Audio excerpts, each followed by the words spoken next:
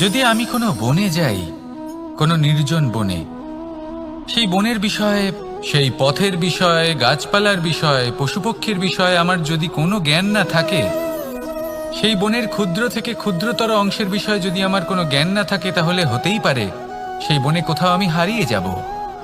হয়তো এমনভাবে হারিয়ে যাব কোনোদিনও বাইরেই বেরোতে পারবো না। তাই সেই বনের বিষয়ে জ্ঞান লাভ করা আবশ্যক। এটাই হলো শিক্ষা। জীবনে বেশিরভাগ মানুষই কেন অসফল হন? ওনারা একটা লক্ষ্য স্থির করেন, কিন্তু সেই পথের বিষয়ে তারা পর্যাপ্ত জ্ঞান অর্জন করেন না।